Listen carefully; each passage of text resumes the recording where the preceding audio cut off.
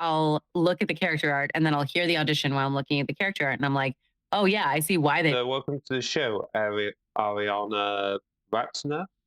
Yeah. Hello. So you've been working in the entertainment industry since you were 5, 6 years old.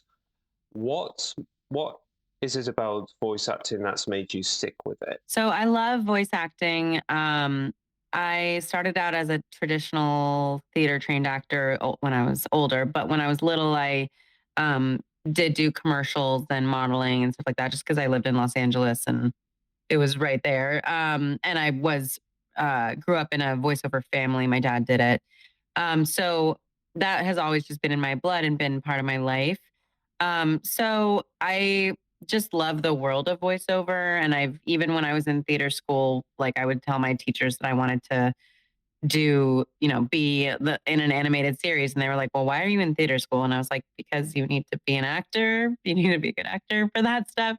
But yeah, it's always been a part of my life and I've always wanted to do it. And then at some point I was like, I just want to do voiceover. So it's just been part of my life and I just love it. I love the freedom to just play whatever, not dependent on what you look like. Would you say that voice acting was, for lack of a better term, assigned to you by fate or whatever fancy term you want to use because you've just done it your entire life? I guess sort of. Yeah. I mean, my like it didn't feel like it wasn't feel like my dad made me do it or anything like that. I just always just felt like I loved that sort of world and the attention of like I remember being on set of, for on camera stuff when I was really little and just like loving the playing and the playing pretend and make believe and everything. So I guess sort of in a way, because I've just always loved that world, but acting as well. But it just, yeah. And then I just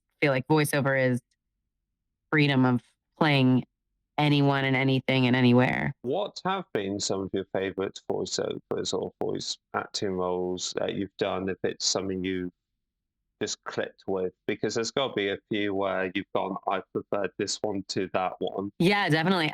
So I played the babies in The Sims 4 like years ago. It was like 7 or 8 years ago, maybe 7 years ago or so. And that was really fun because it just felt like a really professional job. I mean, it was super fun. It was so weird to just. I was like flown back then. They don't do it anymore, I'm sure. They flew me up to EA in Northern California. I was like put up in a hotel and like a rental car. It just felt really professional. And then I went to the EA campus to record. And I just remember it was like so weird just doing baby cries and sounds and like for like 5 hours. And then this like school tour of little kids came in and they were watching me do baby sounds and like looking like, what? You could do this for a living. So that was definitely one of those jobs that I was like, this is cool. I mean, I always, lots of my jobs I'm like, I love, but that was one that was really interesting and fun. I'm just picturing now where the kids go, wait, I could act like a baby Yeah, professionally. it's very weird. And they were like, what? Whereas my son thinks I just like play a dog for a living. So, which I do. I play him like clips of my stuff. Like I'm in Fallout playing a bunch of ghouls and stuff, and he'll be like, "Mama, show me the ghouls," and I like show him a YouTube of me playing ghouls, and he's like obsessed. But he knows it from birth, basically. That actually sounds kind of sweet to have that relationship with your son over your own work. Yeah. No, yeah, I show him like whenever I play like little creatures or things that he would like or like yeah, I'll tell him I'll be like, "Guess what mommy was for work today?" I'll be like, "I was a monkey." Like, he loves it. Oh, it's a parrot. Literally. Have there been any roles that you've gone for but you didn't get, but you wanted over the years? Oh, so many. I mean, I've auditioned for like every major thing. I guess so back like years and years and years ago when I was 17, I think. I was read for a character named Claire in it was called Rapunzel Unbraided, which ended up being Tangled. So Tangled before was called Rapunzel Unbraided. And there was this character named Claire, and I was like close to booking it, and then they were like, "Oh, it's a lot of hours. She's under 18, so we'd have to have a set teacher and stuff like that." So I didn't end up booking it. And then I would like watch throughout the years. Then Reese Witherspoon was attached to the role, and then like they cut that character in the final, like Rapunzel. So it was fine, turned out fine. But that would have been really cool if I'd booked that. Any other roles? Let's see. I mean, so many. So I've auditioned for I mean, I really love like in terms of video game, I really love the really real grounded roles. So like the Walking Dead game, like all of that. I'm a huge Harry Potter person, so like anytime I've auditioned for Harry Potter roles, like I think I auditioned for like a Harry Potter or like a Hermione voice match and all sorts of things like that. Like that would be a dream to be playing those roles. How have you seen the voice acting or just the industry evolve in general over the years? So, I mean, I've seen it, because I come from just old school voiceover with my dad. I've seen it go from very in person LA, having to be in LA, um, you know, 15 people doing it. If you were at all good at it, you were successful at it, basically. Because there were so few people that did it and knew about it. And they could market themselves like you could literally you could literally like you could call up an ad agency and be like, "Hey, you need a voiceover?" And be their voice. Like, so it was like that. And then seeing the evolution of, COVID happening and people everyone having home studios, everything becoming remote to post COVID. Now, like, there's just so many people who joined during COVID and a lot of people who fell off recently because some things are going back to in person. Like LA is a lot of on camera. I mean, video game work, like the AAA games want you to go in person, stuff like that. Just seeing like this huge onslaught of people who are joining the industry, it's definitely changed drastically, and it's gotten so much more competitive, and so many people trying to do it. But I think it's definitely if you stick it out, and if you're really a really really good actor, because like the people I see who just succeed at this, it's really some voice actors are some of the best actors in the world to me that I see when I'm directing them and or like watching other actors work in like workshop or something. I'm just like, oh my God, it's amazing. So there are a lot of really talented people out there doing it now. But yeah, definitely changed drastically. Sometimes I'd say for the worse, it'd be really nice to just like go into my agency's office and record my auditions with direction every day, or like go into a casting director's office and get direction. Like that would be nice rather than directing myself. But yeah, That caught my eye. You have to direct yourself. for auditions, yeah. So all pretty much all auditions. I mean, maybe there's a random like I had a directed audition I think 2 weeks ago where the casting director called me and then directed me over the phone. But most of the time, I'd say That's happened maybe 2 or 3 times ever. But most of the time, I'm directing my own auditions, sending them in to my agent. Even sometimes you get, a session that is really simple, corporate narration video or something, internal video that they, are fine with you just directing yourself. So it'll be self-directed session. And I'll just send them the wave file at the end. But sessions, like video games, all that stuff is directed. I can imagine how logistically, well, how much of a headache that would be because I spoke to I don't know whether you know him, Brian S. Farah. I don't know. No, he's another voice actor. He does quite a bit of audiobooks, and I remember him saying on a clip on his Instagram about that people get 1,000 auditions going in, and I can't imagine without any direction that can be easy to figure out what they're looking for because you're essentially blindfolded and throwing a dart at a dartboard in that regard because you're taking a guess. Yeah, exactly. I mean, you're taking a guess, especially with commercial stuff. I mean, and animation. I'd say with video game, it's interesting. I'm directing a game right now, and they are audition like roles that people audition for. Sometimes it's not. Sometimes it was just they booked it through their demo or something. But this is I get to hear their auditions, and also like there's the character art that I'm looking at, and it's really interesting. I didn't pick them. I didn't cast them. I'm just directing it. But I'll look at the character art and then I'll hear the audition while I'm looking at the character art. And I'm like, oh, yeah, I see why they booked that. That's exactly what I think that character sounds like. Can I do that voice? No, like it's a male, big or character or whatever. Like, but that guy was right for that role doing, and he just did exactly, what you look at that character and that's how to really do nail your auditions is look at character art and really like be paying attention to what we really think that character would immediately sound like. But sometimes your voice is just not made for that, not right for that role. Yeah. If I've got this right, you're directing or voice directing, is it, I've got the name right, Taris Land or Tar? Yeah. Mhm. What's that like being the director instead of the voice actor for something? Sometimes they call it terrace land, but I don't know. Sometimes the client calls it terrace land too. So I don't know. So it's really interesting. I love directing. I've been coaching and directing and writing directing demos for a couple years now. And then I started getting into directing. And I mean, I absolutely love like working with really good actors. It's just so much fun when people are just like bring so much to the table and play. And I hear this musicality in my head, and sometimes I'm like, I have to kind of get that musicality exactly. I'll be like, hey, can you hit this word or give me this? But sometimes they just surprise me, and I'm like, oh, that wasn't what I was thinking, but I love that take.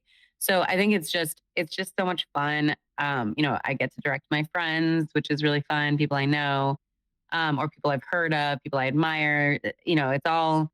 It's all really really fun. And then I get to like I've started to just in my direction and my coaching and everything started to direct people using more of my like traditional acting training. So I like started recently to incorporate more like body work and like using your fists, using this tension in your hands, using like different hand gestures, using your posture. If someone's regal and royal and has been trained to have a book on their head, what does that sound like? Or if someone walking around with a book on their or if they are someone who's hunched over and the body's kind of gnarled, and what does that do? Or if someone who's like really tense and uptight, or using your body, and that's things that I learned in theater school. So I've just started using that more in my direction. I do find it helps people. Yeah, it's just it all is culminating in like just yeah my style of direction, I guess. How much of that has been influenced by your private voice acting coaching? A lot has because I started teaching classes through Real Voice LA. I think it was like 2018 or 2019, right before COVID, or that year before COVID. And then when we started doing everything remotely, then I started doing private coaching remotely over Zoom. I've never taught in person private coaching, just classes. So I then started that. My business kind of took off because a lot of people started doing voiceover during COVID and needing that remote work. And I started working with people all over the world. And I think like just that helps me just hone my technique of my personals helped me immensely personally with my auditions. I've been like, what am I doing the technique that I teach, checking myself. Um, and then also just like honing what works. And like, maybe in the beginning of my coaching, I'd be like parroting things back that I've heard other people say in a way. But now these days, I'm like, oh, you know what works for me? I don't care that so and so says to hold your hands against your body and not use your body at all, just put your energy through your voice. That doesn't work for me. And I've seen it work for other people to not do that, to use their bodies.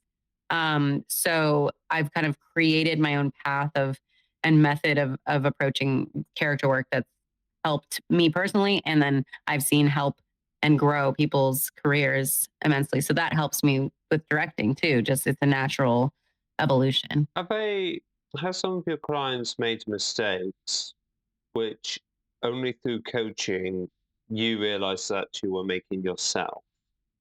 So through coaching you realize your own errors. Oh, I'm sure. Yeah, definitely. I mean, even if it's just like, yeah, I mean, I think maybe one thing that stands out specifically is just like me telling people over and over to slow down with like commercial work, to just slow down a little bit. And then I listen back to my commercial auditions sometimes and I'm like, oh, that was fast. And so just realizing like I got to take my own advice and slow that down and And yeah, so it helps me. Practice what you preach. Yeah, exactly. What is the difference between video game voice acting, narration voice acting, commercial voice acting? Because you've brought up, you've helped me understand there's quite a difference between each of them, but what exactly is that difference? So there is definitely a difference. So for everyone, every coach, director, everyone is going to teach voice acting in different ways based on their experience in their past. A lot of the top character, coaches don't actually come from traditional theater. Like they voice acted, or they were, a child actor working, or they were a musician. Like different, everyone has different backgrounds. Not one is better than the other. So they'll use, they'll create their own methods and techniques. So for me, the difference is video game is, very clear circumstances. Where am I? Who am I talking to? How far away from me are they? What does my environment look like? What am I wearing? All this like scene building, character building stuff. And then commercial is a little, doesn't have to be like, am I in a field next to a castle? It's more like, who am I talking to? What's my relationship with them? And usually, and I use someone I actually know. I'll use a variety of different people that I'm talking to about different things, depending on what the commercial is about. And just being authentically myself, talking to them about something I care about. So you have to make sure you care about, even if you don't care about a McDonald's breakfast sandwich, you can care about your favorite bagel shop and talk to someone about, oh my God, let's go get Bell's Bagels. I'm so excited, So connecting to the idea of a piece rather than forcing yourself to connect to McDonald's. And then narration I treat differently just in that, I mean, I don't do audiobooks, but in the narration, like version of narration would be like the corporate narration or um, like a narration for a reality show, which I've done before. So that stuff is kind of describing what I'm viewing. That's how I work on that stuff. So it's kind of like Bob and Joe are buying a new house. They're blah blah blah, whatever. So I'm like literally seeing them as I'm reading the script and picturing what they're doing on camera because it's going to go along with on camera. So there's every single area of voiceover. I sort of have a different technique, but it all comes down for me to seeing what you're saying and reacting to what you're seeing, basically. With the you were saying about Bob and Joe are buying a house, would you describe that as more visualization, but from a third person perspective? So if I was to do it, to be Karen and Lucy are going to the supermarket, but then I just see it more bird's eye view sort of thing. That's how I find I work best with that sort of narration of just like reacting to what I'm seeing. Because for me, in the past, maybe I've said like, picture who you're talking to a friend, blah, blah, blah, but this is just pure narration. We're talking about like HGTV narration of what I'm seeing. It might be in corporate narration or like e-learning or something like open the top of the pen, then place it on the blah, blah, blah. Like I can't just, we don't want word vomit. We don't want to just like that's AI can do word vomit. But if I'm saying like put your machine on your ear or whatever, I don't know what I'm saying. But if it's some sort of medical narration-y thing, um, you want to see what you're saying. So like that's my clear path of like how to connect to what I'm saying is just make sure I'm picturing exactly what I'm saying. One last question. You mentioned about AI. As someone who's been in the industry for a long time, what do you personally think about AI voice acting? I personally think tech-wise, we've got to down to the point where you could just tell, well, you can't even tell it's someone fake. But what's your opinion on it? I personally, from an ethical standpoint, I think it's a horrendous idea, but Yeah, me too. I mean, I think it's ridiculous to take artists' jobs. It's like why as human beings would we want to have less art in our lives and more just like boring blue collar like I mean I get it. I mean and I have friends who are literally being affected. I have a friend who's an animator, works in animation, has worked for Disney and Netflix and everything, and he's going to become an electrician. He's like, I can't rely on this work anymore.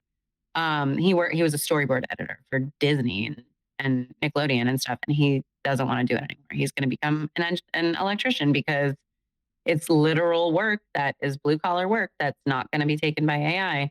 So I'm seeing people physically affected right now. Like currently that's happening. It's not something in the future that's happening. Like animation, AI animation is there. And we like and voiceover, I just feel like I've yet to hear an AI voiceover that can act. I can hear it if it's like the stuff I was talking about, the narration, it can do that. Like it can do the place the pen on your finger and take off the cap. Like that doesn't require any acting. It's just words. Um, but I working with these clients in video games, like when I'm directing or acting, they're so picky. Like even on the smallest localization game that I've worked on, I don't ever have clients who are like okay with really shitty performance, excuse me, really crappy performances. Like they're not. I mean, this is not like the super, super lowest paid possible non-union stuff that I'm directing. It's still, like regular non-union video game rates that I direct, but it's not super indie, but it still requires good acting. So I have yet to see that AI can act, it can talk, it can sound like a human, it can pass. I've heard AI that passes. So maybe certain commercials, that kind of thing, or narration or audiobooks, like that probably will and is going. There's definitely a lot of voiceover that is going. The bottom of the barrel stuff. It's sort of like there was this surge of actors coming into voiceover in 2020. And then I've had people email me recently being like, hey, I know I said I was going to do my demo, but I'm going to leave voiceover. I can't, I've been trying for a while to get an agent. I can't.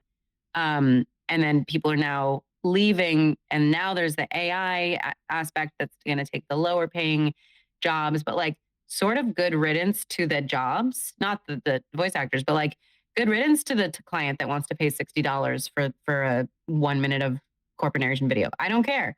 Take your $60 and go to AI and waste our energy on AI. Like if you can't pay normal actors rates, then you should go use AI. Your voiceover is going to sound crappy, but I think that there's a lot of people out there that do care about actors and care about their voiceover sounding good. So hopefully it's just like sort of a trend right now that is like it'll improve and improve and improve, but I don't know if it'll ever really be able to truly act and tell a story in the way that we need it to, hopefully. We might have a situation where that completely gets banned. I know California, the law where you can't use AI actors. I know that's on the state level, but I wonder if that's going to spread. My Yeah. only issue is I don't AI can't express emotion. Yeah. At the end of the day, it's just noughts and zeros on your screen. Exactly. It's like, it's just, I just don't think, I mean, there's certain things that I think should be, I had a friend who works in like corporate America, kind of works for Disney. And she was like, AI is taking a lot of the like kind of pencil pusher jobs. And she's like, and good, same thing, like for her, good riddance. Those jobs don't take any brain cells. It leaves more room for people to have better jobs, make more money with the jobs that actually require skills. Whereas, someone who data entry, yeah, that can be done by AI. And it sucks for all those people whose jobs who are getting not corporate, corporate layoffs all over the US, like are happening. A lot of my friends who work in corporate America, but hopefully she thinks it's going to like open up the room, you know, path for jobs that require brain cells, and like let AI, like AI should be doing the stuff that doesn't take brain cells. It shouldn't be taking art. It should be taking the jobs that don't require brain cells and then opening more jobs up for humans being creative and using their brains. Oh, AI can only copy itself at the end of the day. It's gotten to the point already. Exactly. Arianna Ratner, everyone. Where can people find you if they want to learn more about you? So my website has a lot of my information. Arianna Ratner, Arianna with two N's com, AriannaRatner.com. And that has my coaching information, my demo, like samples of demos that I've directed and written. And then just Instagram is just Arianna Ratner. I mean, I don't ever use TikTok, but I have My TikTok stuff is still up. It's just Arianna Ratner VO if you wanna I still get comments and people viewing it, but I don't do it anymore because I have 2 kids now. I had a bit of a look before this. I was like, "Oh, you've got this." I do. I don't I coulda been a contender. I could have been making lots of money on TikTok, and I just couldn't do it anymore. Thank you for tuning in to this episode with Arianna Ratner. If you want more episodes from other people within the voice acting industry, then I have the supposed to be lion-bound antagonist Brian S. Farah right here. But if you are looking for a shorter conversation from someone else, then I have Kevin L. Michelle right here. I'll let you find out what Kevin does.